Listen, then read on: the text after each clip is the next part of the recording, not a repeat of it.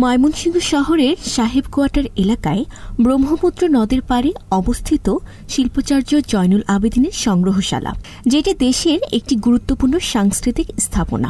এই সংগ্রহশালা প্রতিষ্ঠিত হয়েছে চিত্রশিল্পী জয়নুল আবেদিনের স্মৃতিকে কেন্দ্র করে, যিনি 1914 সালের 29 ডিসেম্বর বৃহত্তর ময়মনসিংহের বর্তমানে কিশোরগঞ্জের এক মধ্যবিত্ত পরিবারে জন্মগ্রহণ করেন। তার শৈশব ও কৈশোর কেটেছে এই ব্রহ্মপুত্র নদ পাড়ে, যেখানে বসে তিনি ছবি আঁকতেন। সংগ্রহশালাটি একসময় ব্রিটিশ পাট ব্যবসায়ী বার্টনের বাসভবন ছিল। পরে নলিনী রঞ্জন সরকার এটি কিনে নেন। দেশভাগের পর এটি অর্পিত সম্পত্তি হিসেবে সরকারের দখলে আসে। 1975 সালে উপরাষ্ট্রপতি সৈয়দ নজরুল ইসলাম এটি জয়নুল আবেদিন সংগ্রহশালা হিসেবে উদ্বোধন করেন। বর্তমানে এটি বাংলাদেশ জাতীয় জাদুঘরের অধীনে পরিচালিত হয়।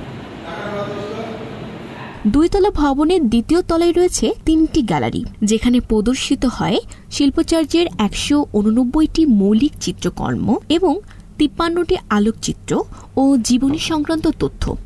নিচতলায় রয়েছে প্রশাসনিক কার্যালয়। সংগ্রহশালার সামনে রয়েছে জয়নুল আবেদিনের ভাস্কর্য ও ছোট মাঠ ও সাংস্কৃতিক মঞ্চ।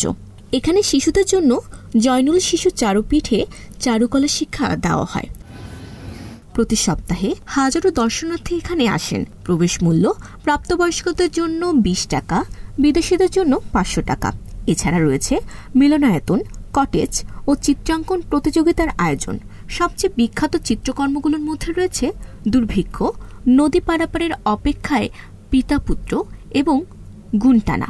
আসলে উনি যে কত মহান একজন শিল্পী ছিলেন, আজকে ওনার জীবন ইতিহাস এবং ওনার শিল্পকর্ম দেখে বুঝলাম। অনেকদিন জানতাম, আমি যখন বিসিএস পড়েছি তখন ওনার শিল্পকর্ম অনেকগুলার নামই পড়েছিলাম, সেগুলা আজকে নিজ চোখে দেখলাম। উনি তথা বৃহত্তর ময়মনসিংহ না, উপমহাদেশের মধ্যে উনি একজন বরেণ্য ব্যক্তিত্ব। আর এখানে আসার একটা অনুভূতি, এই অনুভূতি আসলে আমি ভাষায় বোঝানো যাবে না আপনাকে।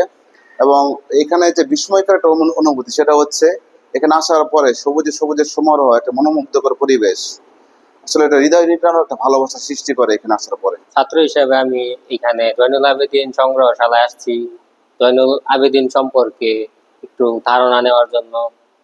কারণ হচ্ছে জয়নুল আবেদিন আমাদের ময়মনসিংহ শহরের এক গর্বিত সন্তান।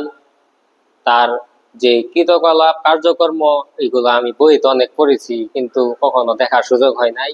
আজকে আসতে পারছি, তার কারণে আমি নিজেকে অনেক সৌভাগ্যবান মনে করছি।